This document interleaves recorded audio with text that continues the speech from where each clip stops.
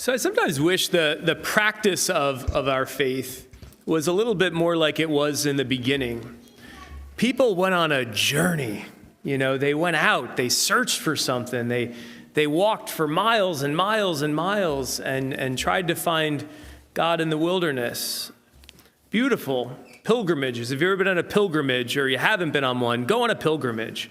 Go to the cathedral in New York, take your family there, do something special. Because we come from a people of migration. That's how our faith began. And today, our readings stretch we're going to get there. It's all right, bud. I got a heckler in the front row. No worries. Today, our readings stretch our imagination across vast geography, a journey through Mesopotamia, a journey through Iraq, a journey through Israel. Really, this region is at the heart of our faith. And we begin with Abram's journey from Ur to Canaan, which literally is modern-day Iraq to Israel. And we end with Jesus' journey, as we hear in the Transfiguration, from Israel to heaven, revealing the glory of the mystery, of heaven. And in between those two journeys stands a thoughtful insight from St. Paul. And you might have missed it because you kind of heard two journey accounts, and in the middle was a little bit of instruction. And St. Paul is writing a letter to one of the first Christian communities, and he's writing to his buddy Timothy, who he appointed as a leader of one of the first Christian communities. And he says this, he says, "Teach your people that God saved us and called us to a holy life, not according to our works," right, which we so often attribute to our success, worldly success, right? It's my work, my hard work, my intellect. I do well, I succeed, I can grow my family, I have a lot of money, I can go on nice vacations, right? We attribute what we do, our works, right? So not according to our works, but according to God's own design.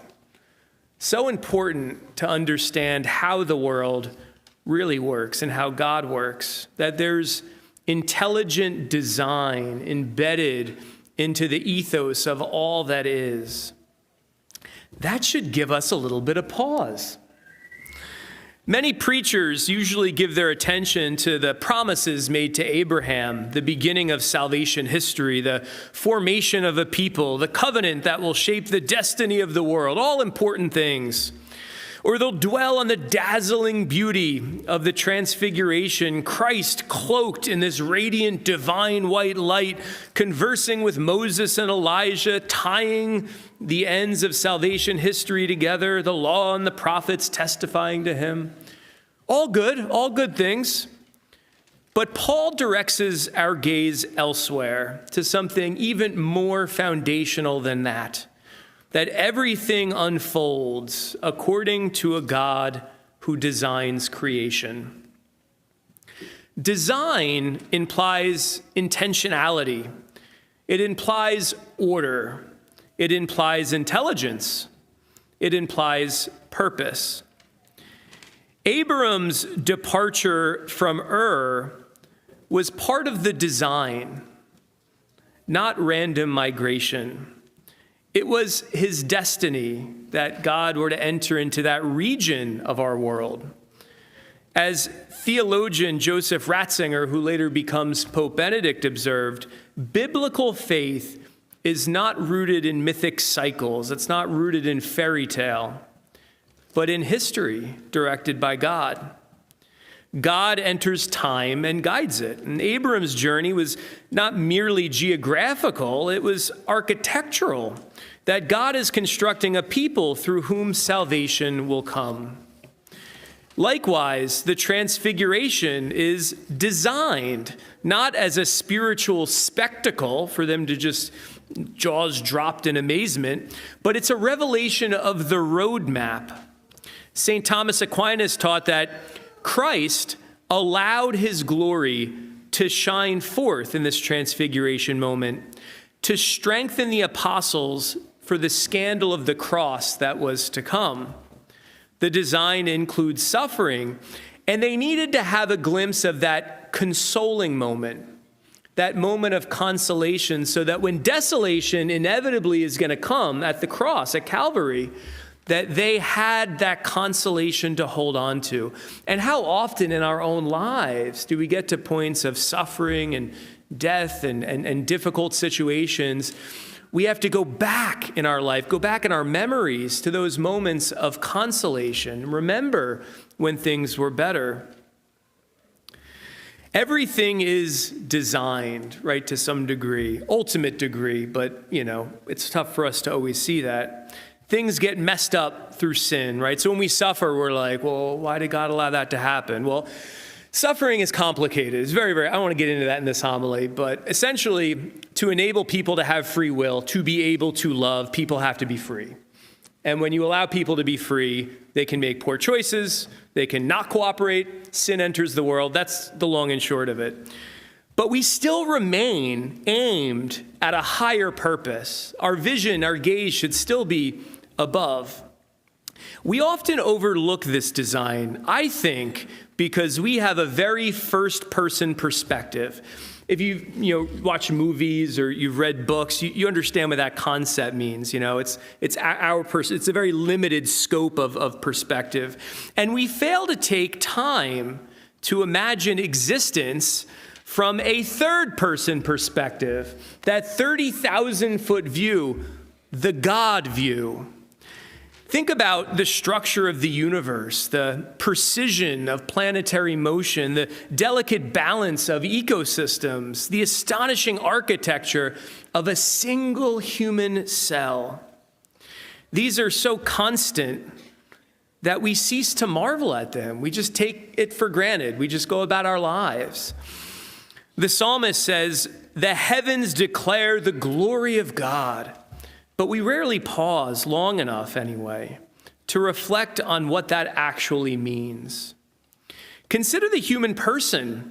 Biology reveals staggering complexity, real God stuff inside of us. Neural networks transmitting electrical impulses at incredible speed, DNA encoding vast libraries of information, the heart beating rhythmically without conscious command. St. John Paul II repeatedly insisted that the human person is not a cosmic accident, but a being willed for his or her own sake. We are not incidental to the universe. We are integral to its design. The human person is designed and distinct from all other animals. Animals, in general, operate initially by appetite and then instinct, right? They're just after food and they want to reproduce, animals, right? They seek survival, right? But the human person, although we're animals to some degree, we're beloved children of God. So we alone, out of all the animals, can step back and ask questions like, why? We can observe, we can analyze, we can theorize. We can study astrophysics and molecular biology. We can contemplate philosophy and metaphysics. We can perceive the design, even though we probably don't fully understand it. And yet, at the same time, we take God's design for granted. Because remember, that first-person perspective, we're also designed to learn and to adapt. And again, that creates a very first-person perspective, right? Think about it. A child learns to speak, not by sitting above in heaven and watching the 30,000-foot view, but by formal instruction, by an intimate relationship with their parents, right? Instruction at first, but really imitation, right? Children learn by listening to what their parents are saying and then repeating what they're saying. Eating, sleeping, walking, even thinking patterns are absorbed through observation, right? Creating a very first-person point of view. Culture is transmitted by example, the same. Faith, too, is learned this way. A good priest friend of mine once told me that faith is caught, not taught. Faith is caught, not taught. As God journeys with his people and shows them the way, his followers do likewise. Abraham, right after he began his relationship with God, models trust, and he leaves security for the promise of what God had foretold. Moses models obedience, journeying through the desert toward the promised land. The apostles model discipleship after Jesus, and Jesus models self-giving love, the God-man, emanating the very Spirit of God through his words and deeds. The pattern of salvation history becomes a call, a journey, revelation, sacrifice, and ultimate fulfillment. That's that big, grand view. The design prepares us, but grace perfects it. Paul's claim that a God-designed creation challenges a lot of our modern sensibilities and our assumptions that life is self-invented. If you have a liberal arts degree and you've ever taken like an intro to philosophy course, you hear about all the modern philosophers, and Descartes is one that comes to mind, who really comes up with a one line that reshapes the philosophical landscape of the Western world, and it's his cogito. I think, therefore I am. That changed the game. I think, I do. I think, therefore I am. Therefore, I'm in charge of creating my life, defining my life, deciding where my life goes. I think, therefore I am. You define who you are. You work hard and you can have everything you want. Individual choices alone either contribute or prevent us from achieving our goals. And on the outset, you're like, that's what I heard in grammar school. That's great. I could just do it myself, right? I can build up my own life and be whoever I want to be. It's a beautiful vision, right? In one sense, you think about it, right? This is a very seductive messaging. And I think it's a messaging that works well in prosperous countries where people have freedoms and choices. But what about areas of the world that don't? What about areas of the world like the Sudan, Ukraine, Myanmar, Haiti, Pakistan, Afghanistan, Yemen, Ethiopia, Somalia, or Iran? These are people living in parts of the world that have very little freedoms and choices. These are people that don't have the ability to pull themselves up by the bootstraps and to create the life that they desire. And I would argue that there are innocent people in every country. There's guilty people in every country for sure. But there are hardworking, innocent people in every country that just want to care for their family, that just want to make enough money so that they can eat food and have shelter and be able to provide. There are innocent people in every country, and the innocent people there have no choice. They only have God. Maybe that's part of the reason why God chose to enter into the world in the geographical location that God did. The geographical location where God's revelation entered the world was no mistake. God planted his flag and made his home what we would call the Middle East. Abraham's journeys with God from Iraq to Israel, and Jesus takes us from Israel to heaven. These are not isolated random events. It's God forming a people. It's God revealing something timeless, the brokenness of humanity. It's God entering that people, and then it's ultimately God fulfilling that people.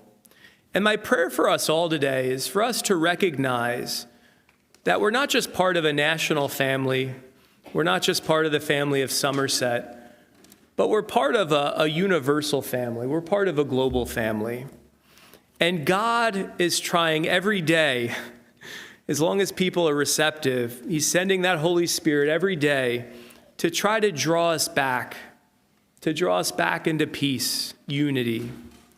Because ultimately, it's God that's going to save us according to God's design.